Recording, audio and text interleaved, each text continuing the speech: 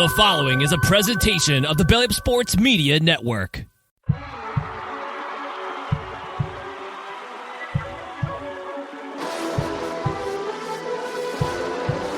ball sends it over to Edward Robles. Go! Insert name FC!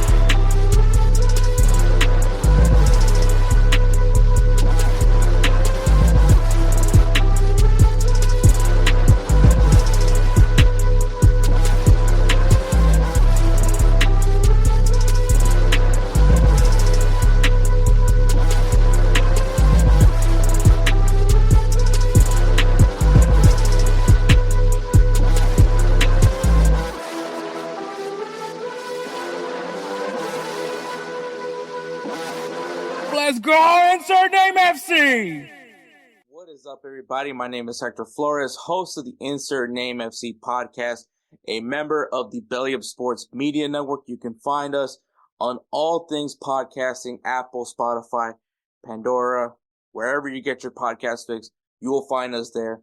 You can also find, so we're doing things a lot differently now with the utilization of YouTube.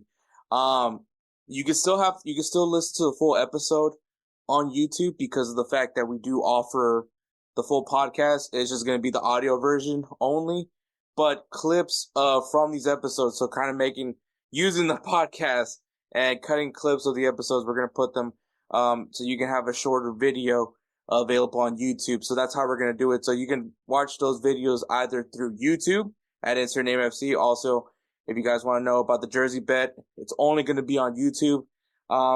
Update. Let's do an update. Let's see an update on Liga Un, even though I'm pretty confident that Liga Un is, Liga Un is Liga Un. So, let's see. Liga Un. So, in Liga Un, in the standings. So, PSG, also, by the way, congratulations, PSG. They won the Liga Un title. Thanks to Lyon beating AS Monaco, which is kind of leads into it. Lyon is 44 points, right now, are currently in 8th place. They're actually, like 7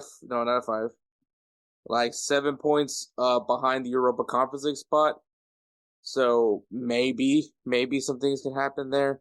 But yeah, so, Lyon is definitely safe from elimination, very much safe. And La Liga, we have in the standings, Sevilla is currently with 38 points. Cadiz has 26, so which is that final relegation spot. So yeah, there will be a jersey giveaway. So I'm pretty confident now. So expect a jersey bet video, maybe somewhere in the following days. Expect the video to be dropping of the jersey giveaway and exactly how to enter into that jersey giveaway. Because yeah, it's happening. It's finally gonna fucking happen. So that's great. But yeah. So we're gonna definitely have that. So that's only gonna be available on YouTube. It's gonna be a YouTube only specific video, but the rest of the videos that you'll see here from Insert Name FC's YouTube channel can also be watched over on GolzTV. It's an amazing platform, man. You've heard Jose come on these podcasts plenty of times now, so you kind of know what to expect from us. But yeah, so that's how it's gonna be now. This episode, we're going to have oral reactions. We're going to talk headlines, some juicy headlines this week. We're going to preview Liga MX. So, right now, just so you guys have reference, I'm actually recording this on Tuesday. Real Madrid just drew 2-2 against Bayern Munich. Tomorrow, obviously, PSG versus Borussia Dortmund for their first leg of the semifinals. Just so you guys have a reference of where we're at. The playing games are actually going to start, I believe, Thursday. So by the time this episode drops, they have already been played. I'm not going to give you guys an update, so I'm going to try to do my prediction about the playing game, but we'll preview the Liga MX Playoffs and let you guys know who's in the tournament so you guys can be excited for that at least. Players of the week, give you guys some games to watch this coming weekend. So be ready for that. And Honestly, man, I know normally we do build a player.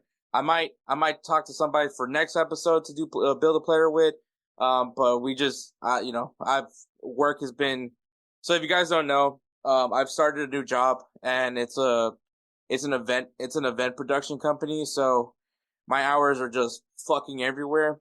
Like there'd be days where I'm working at 9 to 5. Then there'll be a day where I'm working, maybe I come in at 9, get off at 2, have to come back at 9 at night for an event. And so we do a lot of like corporate events and venues, some concerts. So it's a lot of late nights. So yeah, those are my hours are pretty rough. So that it's like kind of trying to find time when I have.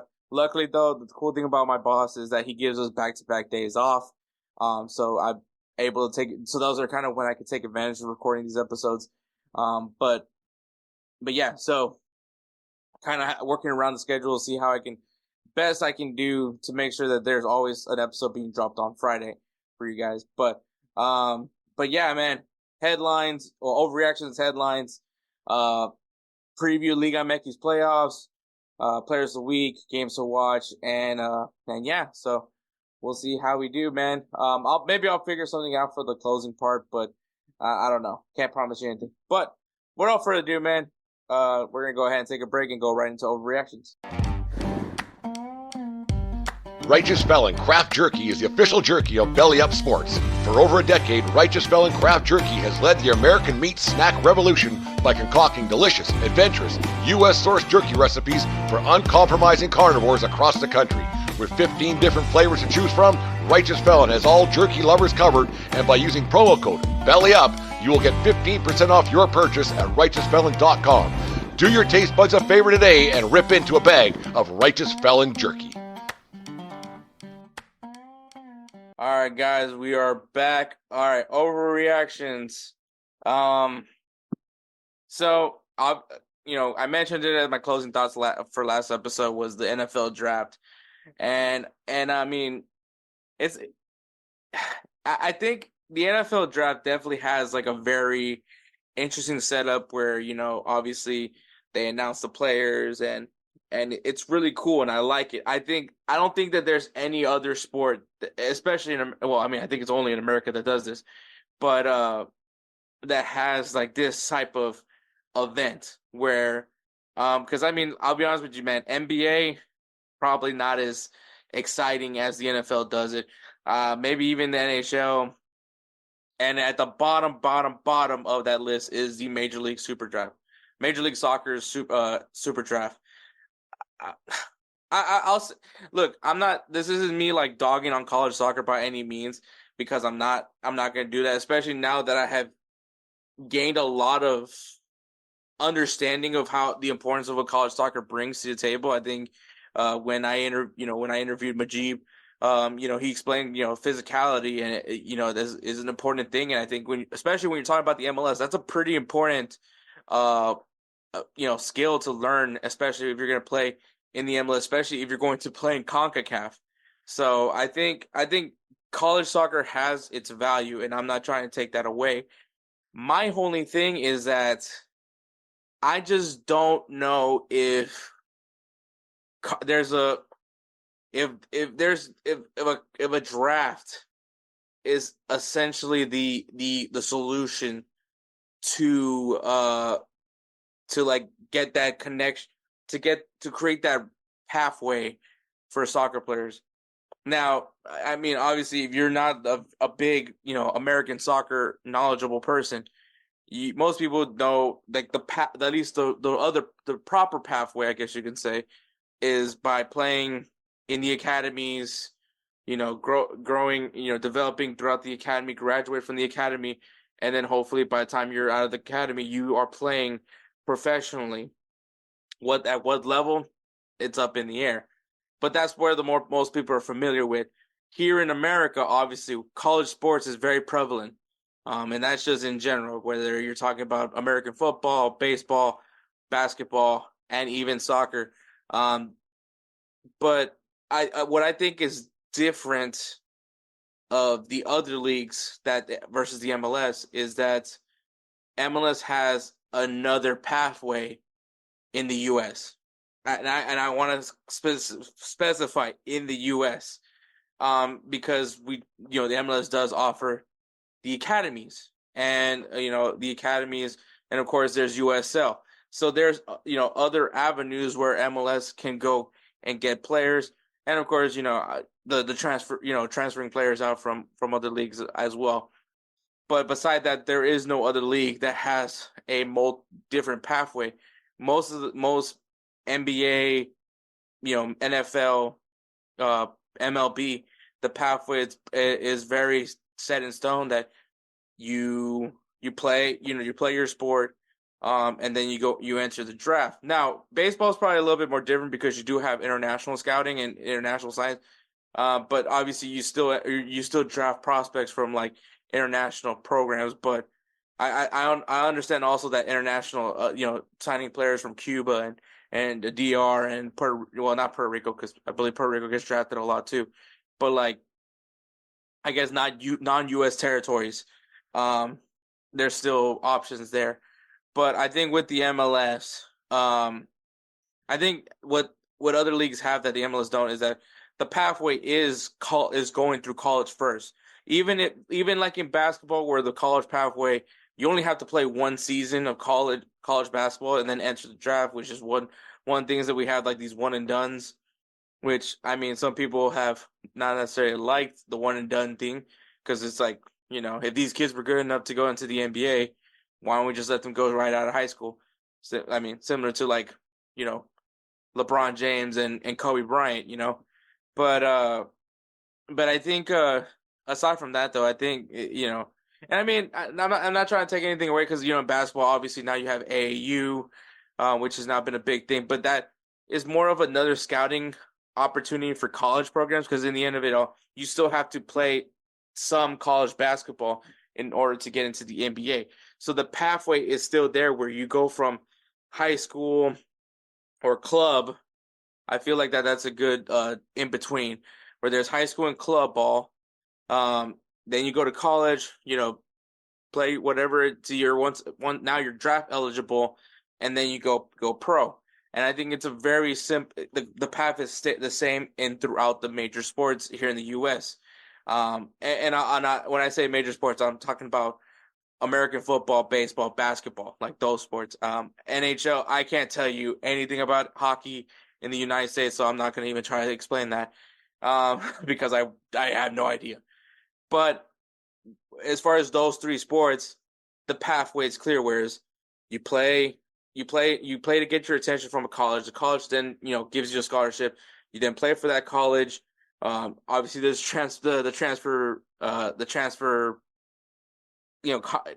portal. I know there's a transfer portal. I'm not going to try to touch that with a 10-foot pole either. But you play your college period, right? And then you become eligible for the draft. You go into the draft, and then you go pro. And then hopefully you're able to showcase yourself enough to gain a career in that sport. Whereas in soccer, you have academies, which has now become more of an emphasis now, I think, with the MLS, now that you have the structure with MLS Next, and even have that MLS Next Pro as the next step for your development, as a soccer player. But still, college soccer is still an option. I think a very good option too, especially for those guys that maybe aren't fully there yet on their skill set to get into maybe that MLS Next Pro setting, or even get to the MLS. Maybe like go to play college, and get stronger. Like I said with Majib, he mentioned that he needed to work on his physicality. He worked on his physicality, got physical, and now he's playing professionally. And so I think that college soccer does have its value. Obviously, the market, not the market, the pool of college soccer teams are very small, in my opinion. I don't know. Someone can disagree with me on that one, but so obviously it's very limited. And so that's one of the gripes that I do have with the MLS Super Draft is because of the fact that your talent pool is it is what it is. Like, it's not like every college has a soccer team, a men's soccer team.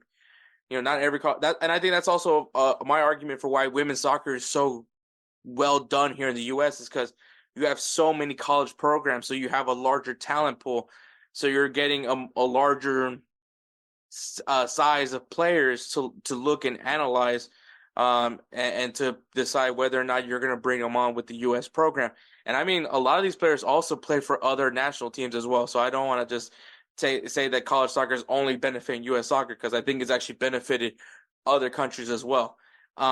And I mean, even same thing for men's soccer as well. I believe there's a lot of international players that also play in men's soccer and in college men's soccer. But coming back into this though, I just have never been a fan of the MLS draft. Especially because I feel like a lot of the draft picks don't necessarily like play right away.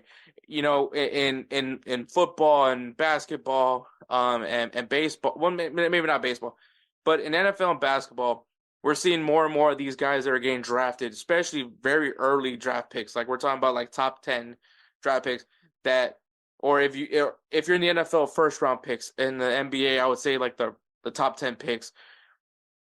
These guys are more than likely going to become instant starters. Like these guys are you're drafting these guys because they're more often than not the top of your talent pool. So these guys are, and especially if you're drafting super early, your teams tend to not be very well. So these guys are supposed to be impact players, guys that are going to come right in and instantly improve your team. And in MLS, that doesn't seem to be the case. There are some cases that have shown that some of these players do in fact start right away, but those are very small samples. And so for me, the only thing I would say is I think the MLS, if they want to continue to grow, I think you move away from the MLS draft. I still think you do the combine. I still think you do the whole process, especially when a lot of players are now eligible to, and I mean, obviously that kind of, that to me is kind of an interesting follow-up question, I guess, to my theory, but kind of sticking to what I was going to say. I think MLS should move away from the MLS draft, still have the combine, still have, where they invite all these, these college athletes come on and have them do this huge, this combine, they do the exercises, they do the 11v11s, all that jazz. And, obviously all the MLS teams, scouting teams come and watch the players, see how they're working.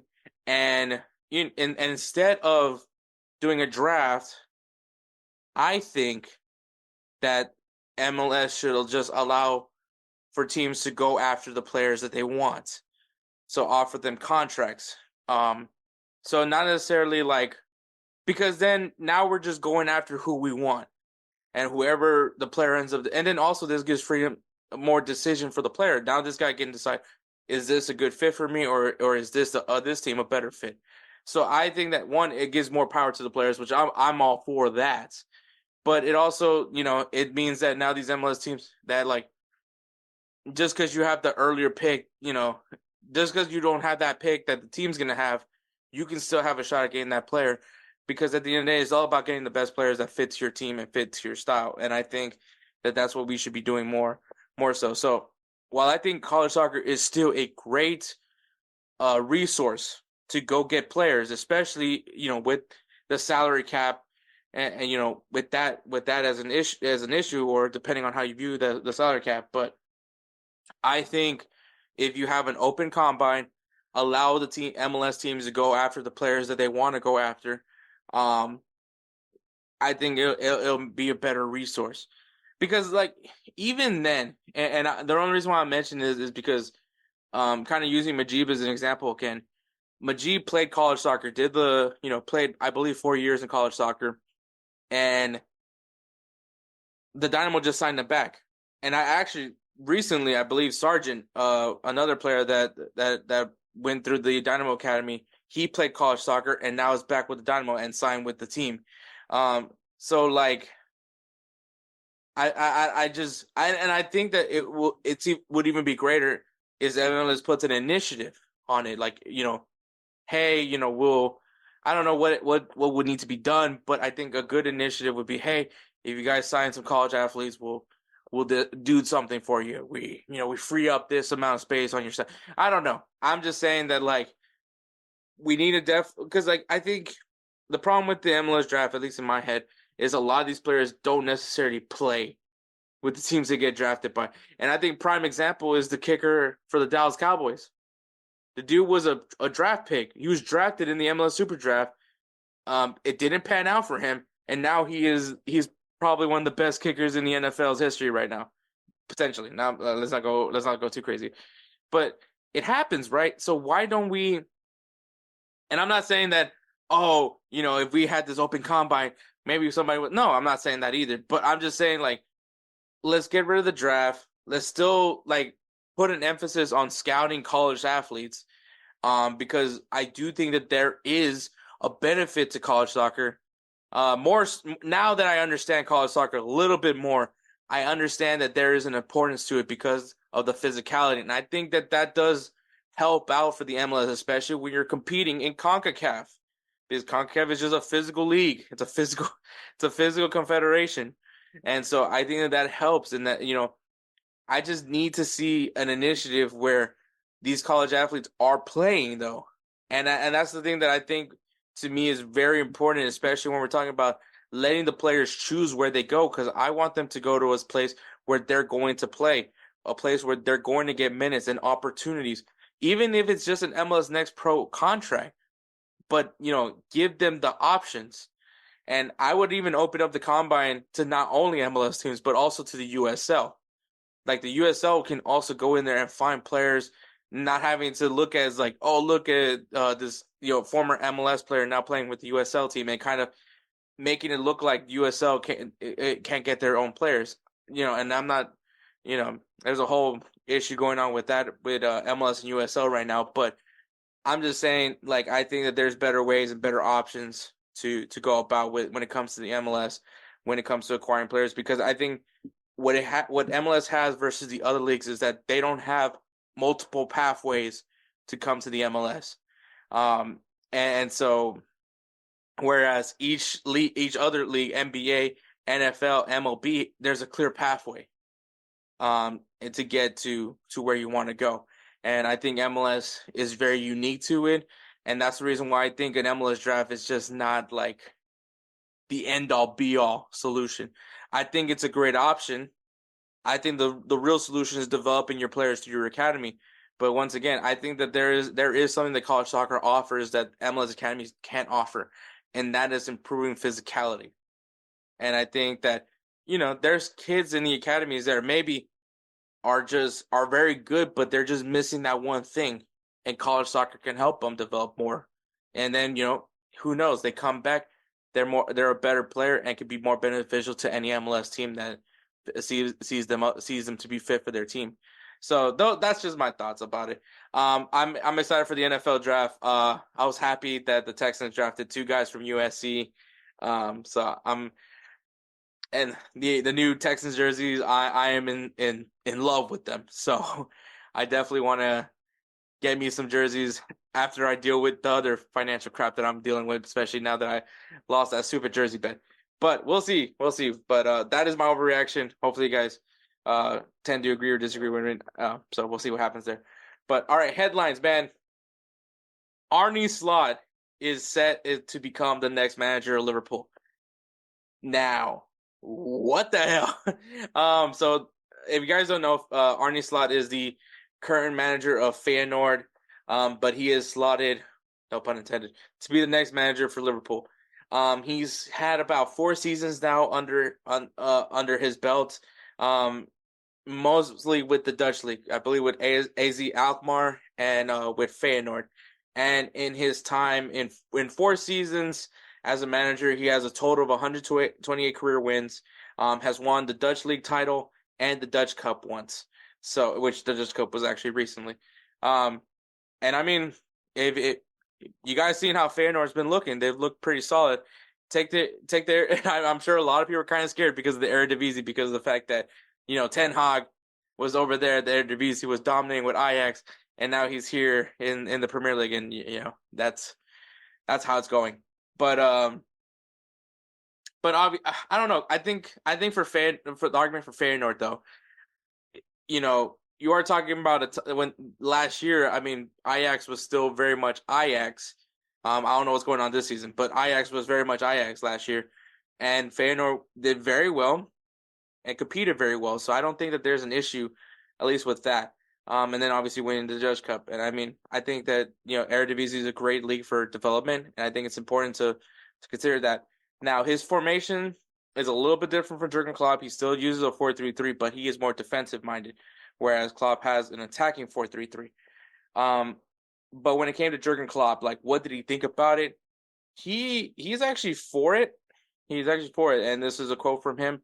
He says, "What I like about it is if he is the one, then he wants to take the job. He's desperate, excited. Let's go for it. I like the way his team play football. All the things I hear about him as a guy. Some people I know him. I don't know him yet. Good coach, good guy. If he's the solution for the club, then I am more than happy. It's not up to me to judge, but it all sounds really good to me." So he likes Slot in some sense, but I think obviously we won't know till we see him manage in the Premier League. Now, if you guys don't remember what's going on with Jurgen Klopp announced that he is stepping down after this season, morely because of his mental health. And we've seen him do this before with Borussia Dortmund. He did the same thing, and he took a year off, and obviously then took the Liverpool job. Am I saying that he's going to do the same thing? I mean, I don't know, but I mean, the man loves football, so it wouldn't be shocking to me if he ends up taking a job after a year. Where, I don't know. I know Bayern Munich is, I guess, waiting for him and Xabi Alonso for next year, but we'll see. I don't know. I don't think Jurgen Klopp would join Bayern Munich, but that's just my thoughts on it. But Arne Slot, I can't tell you much, man. I don't really know the guy well. I mean, I know Feyenoord, at least for the last 2 years, have looked very well. And I think that that's at least something to point out. I mean, like, how many people out here actually watch the? How many people in the United States? I'll be more specific. How many people in the United States actually watch the Eredivisie? I don't think that's a very high number. But I mean, if there's one thing we all know about the Eredivisie, it's always been that next step for a player, and I would even argue a manager, is that next stepping point for them to go on into one of these Power 5 leagues and show what they're capable of. So we'll see what Arne Slot can do. Obviously, he's still fairly young in his career, four seasons to be exact. So we'll see what he could do, man. I'm excited to see it. I mean, I think he's definitely given a really good roster. We'll just see how his tactics come into play with what Liverpool has to offer right now currently in the club, and what players he decides to bring in. Maybe we can see him bringing Santiago Jimenez over, which I think that would be ridiculous because you have Darwin Núñez. But I mean, hey, anything can happen, right? So I'm very intrigued by this. I don't know what else to say about it, but I think it's going to be an interesting addition to Liverpool. I know that Kelsey, he did say he didn't necessarily want to bring in Xabi Alonso right away. He would have loved to have like just a manager just to be in between Klopp and Xabi Alonso. So maybe that's this guy. Maybe this guy is that of what Kelsey's looking for. So I'm sure Kelsey will definitely chime in at some point of his thoughts on if Arne Slot does become in fact the guy for Liverpool, but everything seems to be pointing towards that Arne Slot will in fact be the next manager for Liverpool FC. So there is that. The next headline, man, we got La Liga is in works of La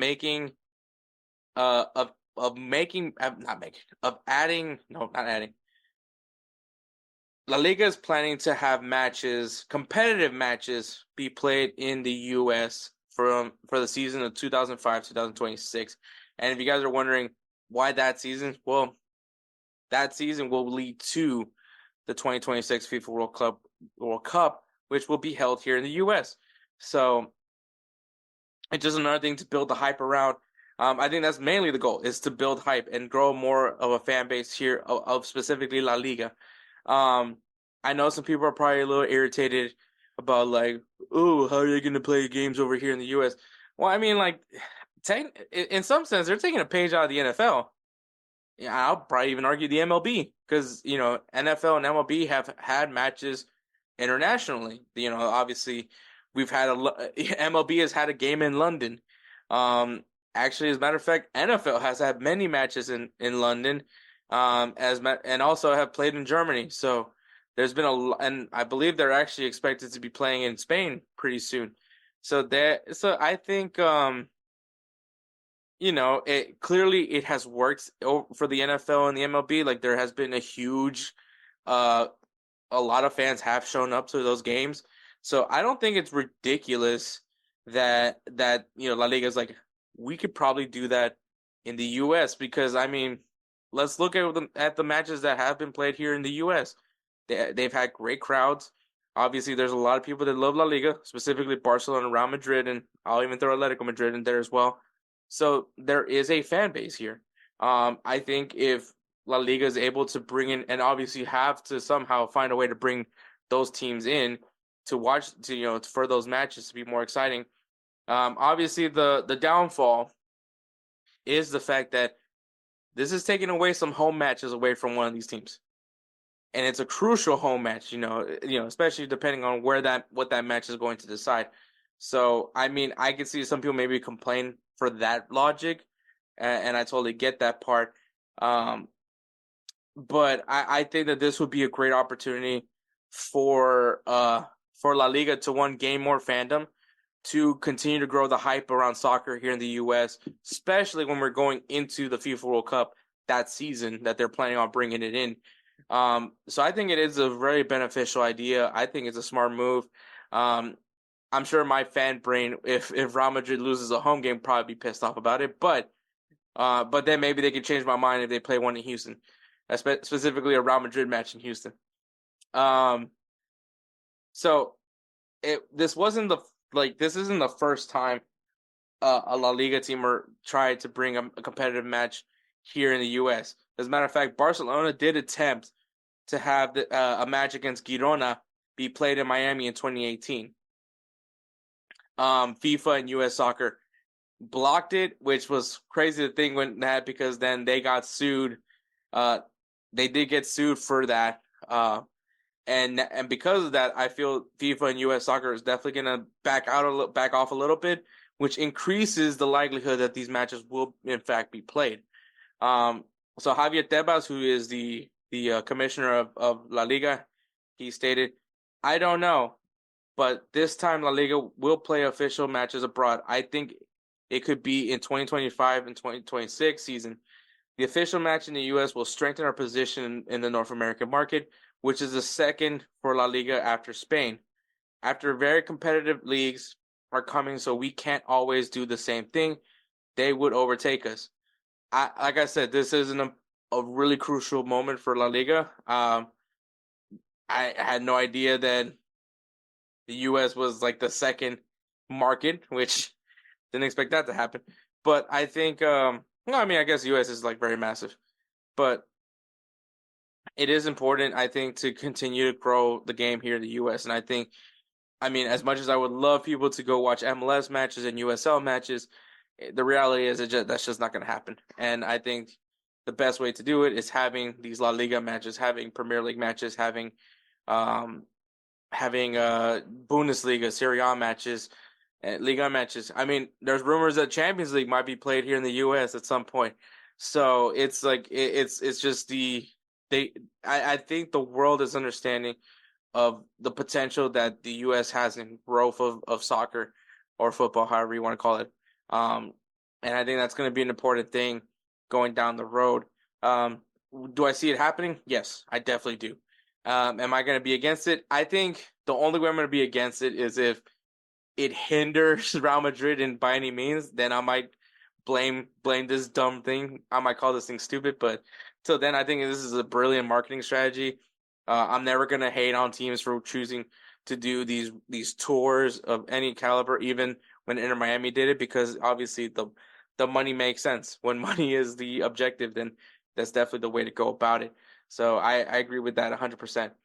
And then the final headline is So Barcelona, it's definitely not been the most ideal week for Barcelona this past week. Obviously you get eliminated by PSG in the quarterfinals of the Champions League, and then you go in and lose in this very controversial match against Real Madrid for El Clasico. I'm not going to apologize for losing. Though that was a goal. I will say that was in fact a goal. But the thing is, it's just when you go through such. Specifically, this is more towards the PSG game. This all this happened before the Real Clasico, but it was after the PSG game, and the PSG game was a very just wild ending, to it because of obviously that second leg did lead to a red card, and obviously Barcelona fell apart, which opened up the opportunity for PSG to go ahead and win the match and move on to the semifinals.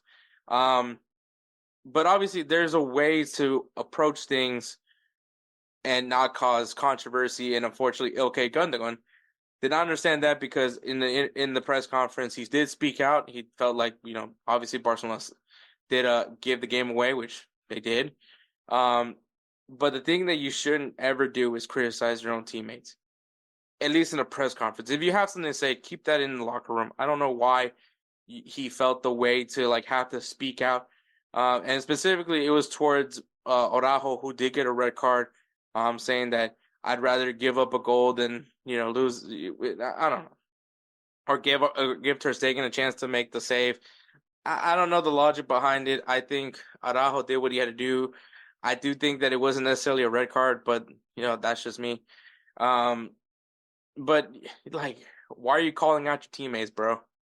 I know for a fact Pep would never tolerate that. So and it's just crazy to think that he's going to a team that Pep really established, and you're gonna do something that Pep probably would chew you out for. So that was insane to me. But Araujo did end up responding, and I think obviously with tact. He stated that he is actually not going to speak on it because he has codes and values that must be respected. So, and I think at the end of the day, I think Gundogan's going to understand that there's a time and place to talk about things in a press conference. Just say the things you need to say, which is yeah, we gave up the game, blah, blah, blah. We did this. But once again, everything be about team, and we're moving on to the next match, which was El Clasico. And I think that brought in with unnecessary drama, because then what everybody was talking about prior to El Clasico was is there drama in this locker room? Is it an unhappy locker room? Obviously, Barcelona announced that they're bringing back Xavi. Xavi's staying put. They were able to talk him out of leaving, which is great. But then you have this. It's just it's you're creating this thing where it's is there something wrong with Barcelona? I mean, there are some things wrong with Barcelona, but it's definitely not the locker room. I think the players, the mentality, I think is there. I mean, maybe I don't think that the players are an issue, but when you have someone that just spoke out, and I mean, I think at the end of it, what happened with Gundogan is just at the heat of the moment, he's just frustrated and probably annoyed. And so instead of clearing his mind before going into that press conference, he said what he said and didn't realize that. Actually, I think he does realize that the repercussions were going to come. But Araujo kept it professional. Eventually they did, obviously inside the locker room, they talked it out, they apologized, and they moved on, which is what you're supposed to do as a team, because you're going to need this team together. This team needs to be very cohesive, especially for what they're going through right now, which is obviously what everybody's been saying is this financial struggle that they're going through. But I mean, there's some obviously some at least some silver linings, which is now Xavi is staying put, so you don't have to worry about having to go through a revolving door of managers. The unfortunate thing is that there is going to be players that are leaving. How many? Who knows? And how are they able to gain players? Who knows? But we'll see what happens there. But I think, obviously, I feel like it got cleaned up and tied up in a nice, pretty bow. I don't think that there's any controversy at all. I just think Gundogan just bad place, bad time, wrong place, wrong time. He said what he said at the worst time possible, and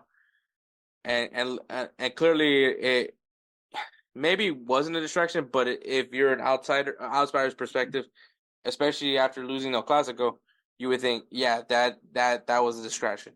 And so I think that's another reason why Araujo and Gundogan made sure to try to clear apologize and just let the beef pass, because of the fact that last thing they need is a controversy going on with the locker room to make fans believe that that Xavi can't keep this locker room intact. So great job on their part. At least I'll say that. I'll say that at least for Barcelona. But yeah, man, that's headlines. So we're gonna go ahead and take a break, and then we'll go right into the Liga MX playoff preview. Hey guys, this is Hector from the Insert Name FC podcast, here to tell you guys about Canada Dips. It is a great tasting, superior alternative to traditional dip, using CBD in a way that is radical, enjoyable, and effective. It comes in 5 core flavors: wintergreen, mint, citrus, mango, and American spice. Canada Dip CBD is the new evolution in dip, allowing guys to enjoy great, long-lasting taste without the downsides. If you guys want to go ahead and try them out, use the code BellyUp20 at CanadaDipCBD.com. Once again, BellyUp20 at CanadaDipCBD.com, and you'll get yourself 20% off your purchase. Thank you again for Canada Dips for being a great partner of BellyUpSports. All right, guys. So it's actually been a day. I wasn't able to continue recording yesterday, which, if you guys don't know, I recorded on Tuesday, the first half of the episode. And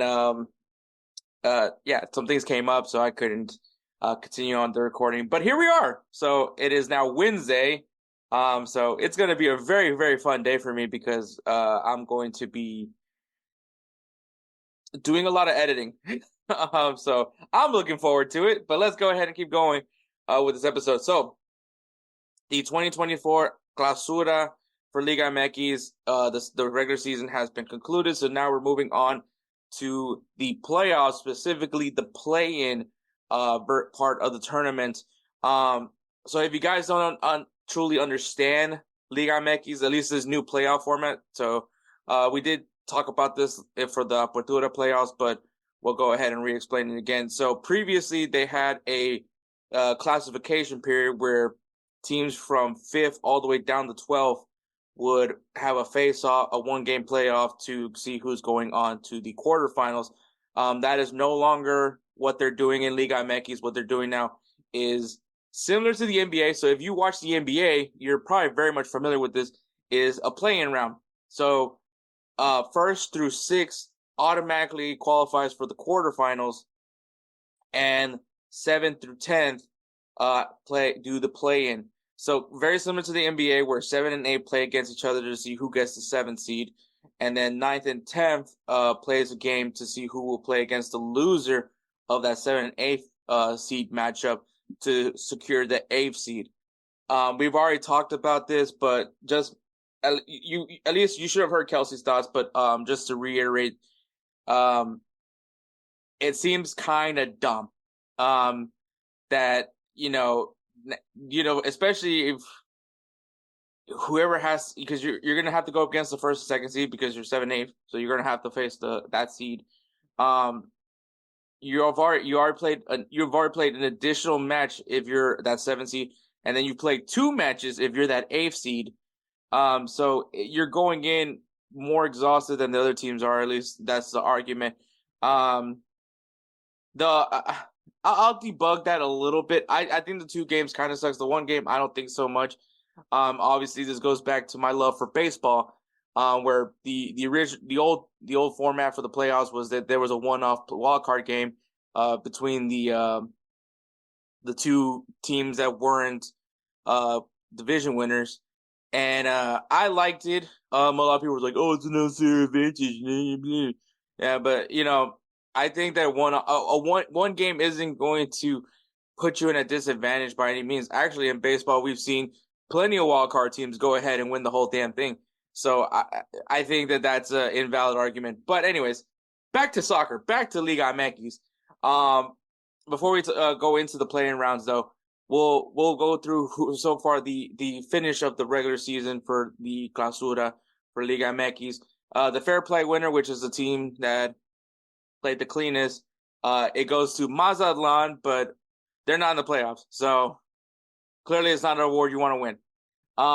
The best defensive team was Club America, who allowed 12 goals this season. That is very impressive, mind you, that they've had to play 17 games. So that's really good stat on them. Also, this is coming off of them losing to Pachuca in the Triple C. So take that what you want to take from that. The best offensive team was Toluca, who scored 38 goals. I don't know if you guys knew this, but Alexi Vega did end up going to Toluca after whatever the whole drama that happened with Chivas de Guadalajara. So maybe that was a contributing factor into that, but they have been the highest goal scoring team this season. And the leading goal scorer for Liga MX for the Clausura is Uriel Antuna with 8 goals. Wait, what? What? Okay, all right. A lot of people clown on this guy, and I mean, I've done it a few times too myself. But you gotta remember, bro, this guy, was in Manchester City system, which is always kind of a weird fun fact about him. Yeah, I don't know what the fuck happened to this guy. Like, I absolutely have no idea. I thought he was gonna be really good. I mean, he's getting called up by Mexico, so I mean, that's something, right? So yeah, but Antuna, leading goal scorer, Liga MX for the Clausura. Go figure. But all right, the playoff teams. So in first place, we have Club America, best defensive team. Makes a lot of sense. In second place, we have Cruz Azul. Third place, we have Toluca, which I believe the last match was actually Cruz Azul versus Toluca for the end of the regular season, and Cruz Azul ended up winning. I think that's the reason why they were able to bump up into second. Monterrey in fourth, Tigres in fifth, and in sixth place, Chivas de Guadalajara. So those are the teams that are automatically in the playoffs, automatically in the quarterfinals for the Liga MX Clausura. The teams that are going into the plan is seventh place Pachuca, who they just came off of a win against America in the Triple C. We have Pumas in eighth, ninth place Necaxa, which I'm hearing there's some rumors that Ryan Reynolds and Rob McElhenney is looking to join that ownership group with Eva Longoria, Justin Verlander, Mesut Ozil, I think is another one, Kate Upton, which is married to Justin Verlander. But they're looking to join on the Necaxa group, so that is really interesting to see what happens there. And then in 10th place, we have Querétaro, who are now eligible for playoffs again. After, well, if you know, you know. If you don't, I really don't want to touch up on it, but just Google Querétaro and Atlas versus Atlas, and yeah, have fun with that. But they are in, so those are the teams that are going to be in the plan. So this is only going to be previewing the play-in matches, which are going to be, the first legs are going to be played on Thursday, and then the second leg will be on the weekend. And the first match it's a one-off playoff. It's a one-off playing game. So the first playing games are going to be on Thursday, and then this weekend that'll be the final playing game. So first play-in matchup, 7th place Pachuca versus 8th place Pumas. I think honestly that Triple C matchup with America that happened literally on Tuesday, and now they have to play a game on Thursday. I don't know if Liga MX is going to move that game by any means. I expect them not to. And so I'm going to go with Pumas. I think Pumas becomes the 7th seed, even though they're the 8th seed. They're going to become the 7th seed, and they're going to go on and face off against Cruz Azul, which is an interesting, DF matchup because, Pumas is located in Mexico City, as well as Cruz Azul and Club America. So I think Pumas ends up beating Pachuca because I feel because of the Triple C, Pachuca is just going to be on some tired legs right now. And then we have 9th place Necaxa taking on 10th place Querétaro. This is a tricky one because I could see this one go either way. I'm going to go with Necaxa. I think with the excitement of the potential new owners that are going to be coming their new additions to the ownership group coming their way. Could be a benefactor for this team. So I can see Necaxa coming in and winning that one. So those are the first games. They're going to be on Thursday. And then I'm predicting that Pachuca and Necaxa will be playing to secure that, to go for that 8th place spot and that 8th seed. And once again, Pachuca, short amount of rest, man. And so I'm going to go with Necaxa. So I'm actually getting the 7th seed out of this whole thing, which is a crazy thing because these guys are now in the final for the Triple C. But I'm gonna say Pachuca, because of the fact that they're gonna be on very short rest, are not gonna be able to make it into the playoffs. And so my 7th seed is Pumas and my 8th seed is Necaxa. So we'll see what happens there, man. Those are my predictions right now. Not gonna predict the whole thing because, well, that's just a lot of stuff. But if you guys want to know my pick for my favorite, bro,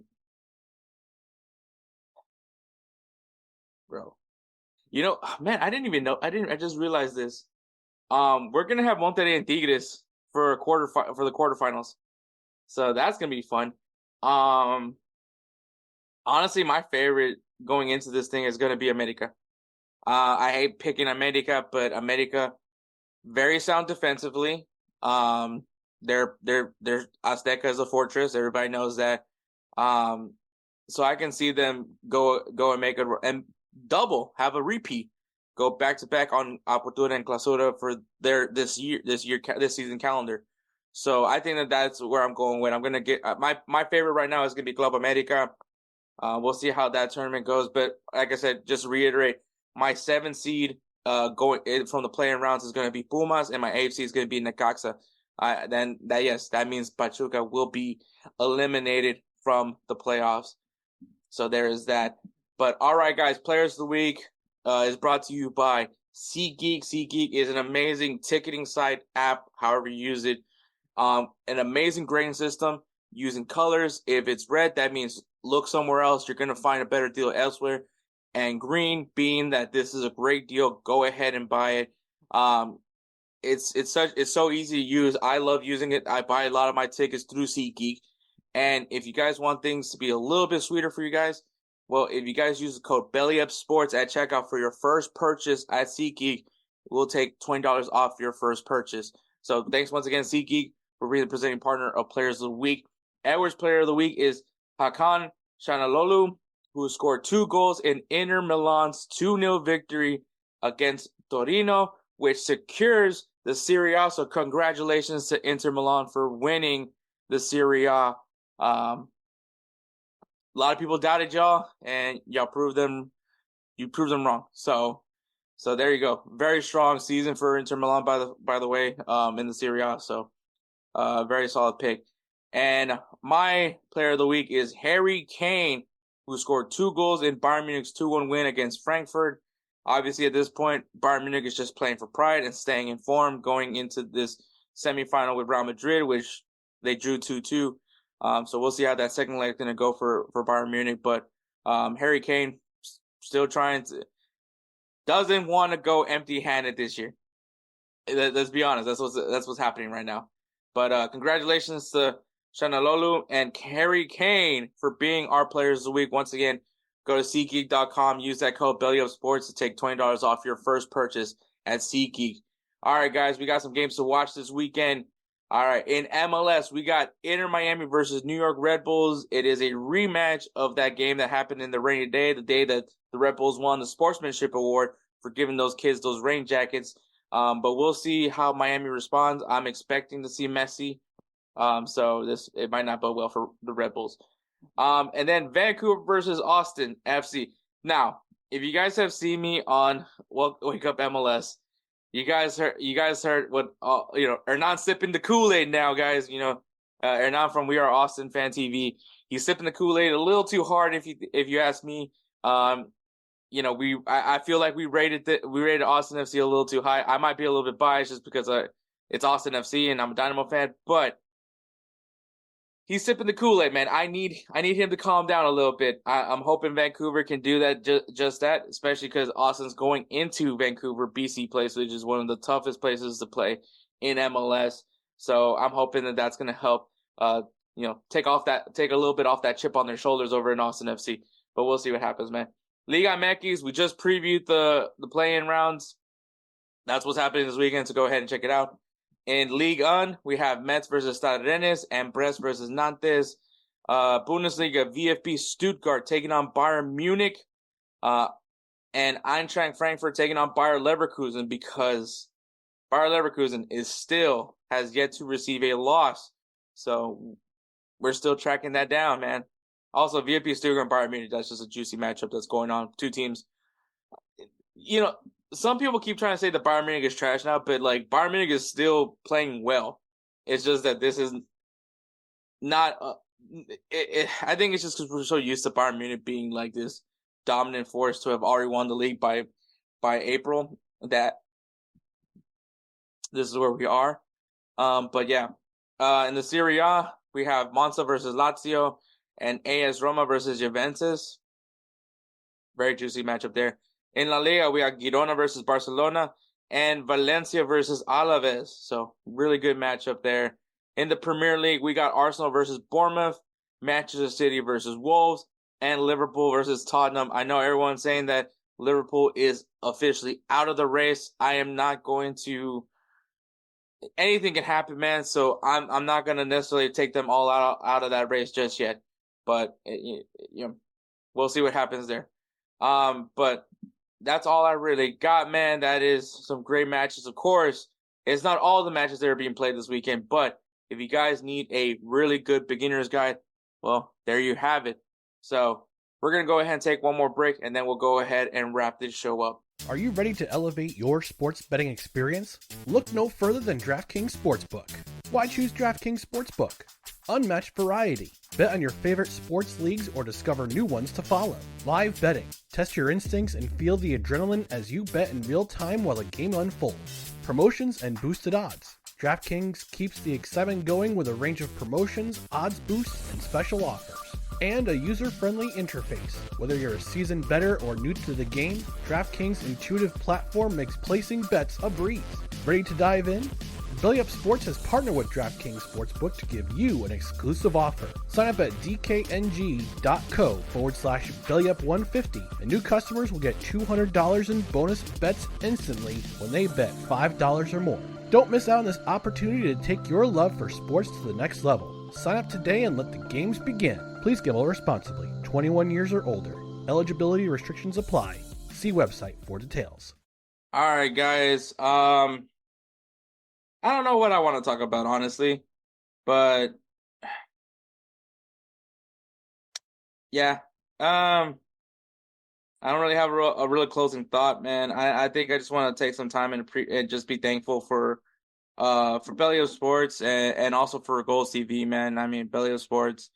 If you guys don't know the full story of BellyUpSports, as far as how we got into BellyUpSports, we were originally with this one network called Unhinged Sports Network, which is actually where me, Kelsey, Bleacher Connections, it was also over there. Trying to think if there's any other podcast. Oh, well, not that I know right now, but yeah, so that's where we originally started, was over there at Unhinged. And then we had this opportunity with BellyUpSports where we could merge with them, and and ever since then we've been BellyUpSports. So it's that's how I got into BellyUpSports, but since then, man, it's been one of the best partnerships that we've had. I mean, Unhinged, was a great start for us, and then to go into to be absorbed by BellyUpSports was even greater. Obviously now that we have like the affiliates that we have now, but it's been just great, man. It's been very supportive, and it's a great community to be a part of. And I just want to take some time to one, thank Mike for keeping Insert Name FC and BellyUpSports, but yeah, so that's kind of how BellyUpSports came to be. And then GolzTV, I mean, has just been really fun and exciting. I can't wait to see how GolzTV grows as a platform. And I really love being a part of it. But yeah, so check out BellyUpSports, man. Check out their website, BellyUpSports.com. Also check them out on Instagram and X at BellyUpMedia and at BellyUpSports. Lots of great articles constantly being written from all of the sports right now. Obviously, NBA playoffs is a big thing right now, as well as the NHL playoffs. So make sure you guys check them out, man. Especially if you want to learn more about those sports that I just mentioned. Also, man, GolzTV, GolzTV, man. It is an amazing site where you have all the content in the world for you that is soccer here in North America. Gotta mention the boys up north in Canada. But it's been an amazing journey. It's been cool. You know, obviously, if you guys see me on GolzTV from time to time with some of their original programming, it's a lot of fun. It's an exciting process. It's an exciting journey that I'm really happy to be a part of. Jose Tejas, man, dude's a freaking brilliant mastermind, man. But check them out on Instagram at GolzTV. Once again, at GolzTV. And yikes, that didn't happen. And at on the X at GolzTV. Once again, GolzTV. And also check them out, GolzTV, man. Goals.tv. So you can know about that. And also, shout out to our producer, Roosevelt Spencer. Follow him on Instagram at That Guy Dope. If you guys need some beat work done, he is the man to go ahead and reach out to, man. Especially if you like the intro and outro for our episodes, here's our guy. So, shoot. Singing bed update. So, yeah, Edward officially lost. Juventus and AC Milan drew 0-0. There is no way Edward can come back. So the last match is Arsenal versus Manchester United. There's literally nothing to be played for except for me. A draw and a win wins me the league. So Edward did, in fact, lose the singing bet. So it's going to be – the question now is it going to be me or Spencer who decides what Edward's fate's going to be? So we'll see what happens there, man. So yeah. So yeah, there's that. So, but once again, Spencer, man, check him out.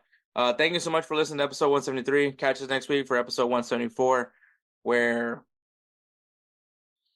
we'll talk about something. I have no idea, but we'll see what happens, man. But take care, guys.